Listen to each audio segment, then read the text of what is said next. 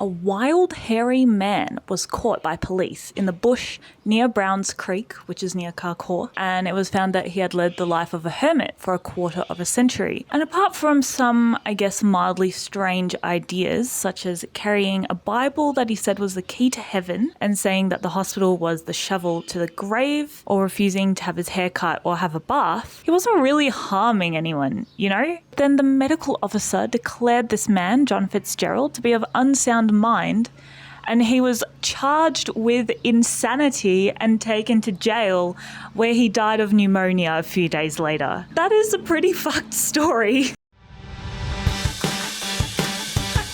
Let's go!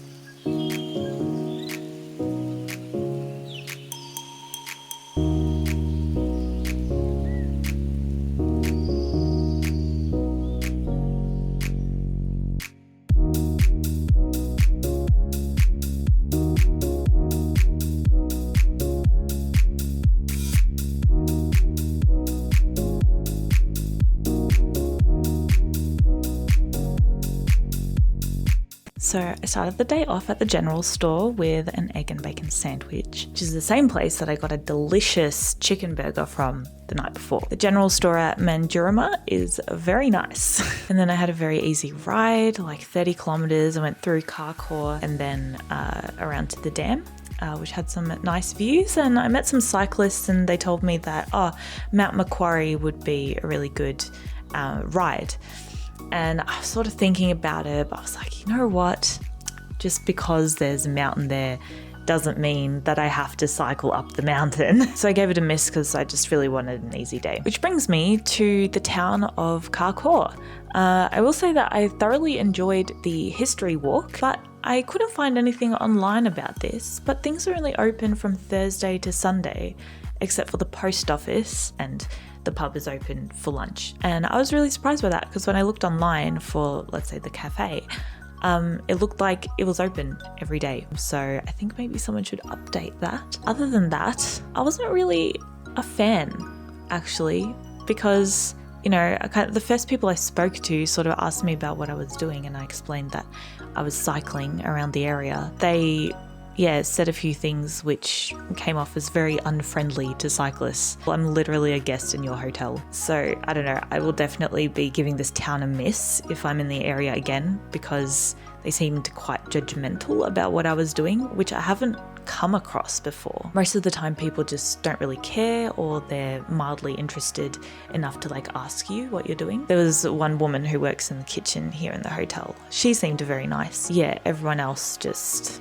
I don't know what was going on, but I don't want to be here again. Also, I was quoted 3 different prices at 3 different times for this hotel room.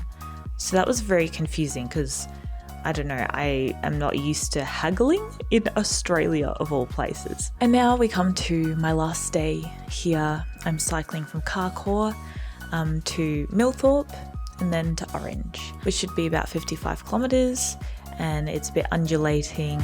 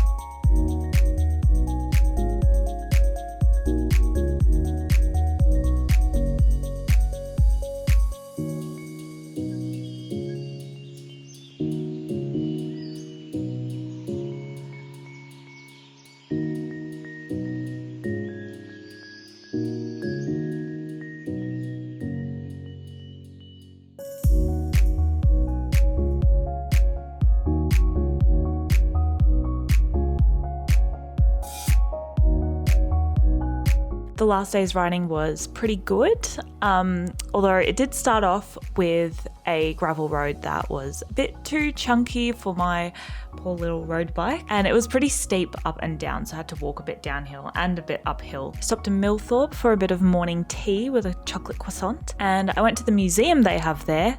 And they have a lot in that museum. They had, all sorts of like old tractors and horse-drawn carriages and equipment, and different types of rooms set up, like a dining room, a bedroom, etc., with like antique furniture and things like that. I think my favourite part about it though was there was one room where the whole wall was covered in various Australian inventions. So, probably the most obvious ones are like Tim Tams and fairy bread. But some things I discovered for the first time is that the Granny Smith apple was first grown here.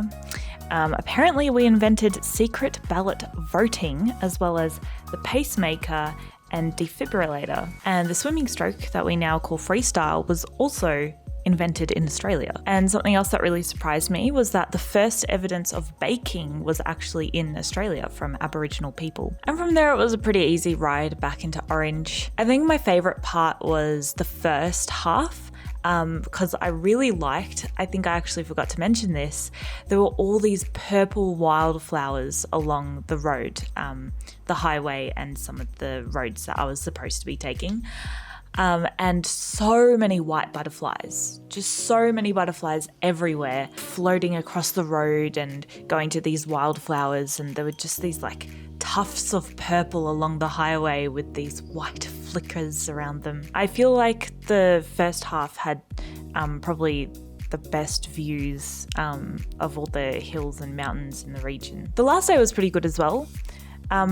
Except that the terrain wasn't super suited to the bike that I was riding. If I were to do this again, I would spend more time in Carcoar, maybe either start there and like spend an extra day there at the start or at the end, or have a rest day there. And I also would not stay in Carcoar. But I'm really glad to have been able to get away somewhere interstate for the first time, and hopefully I can do that a few more times this year. I would recommend the Orange 360, great views.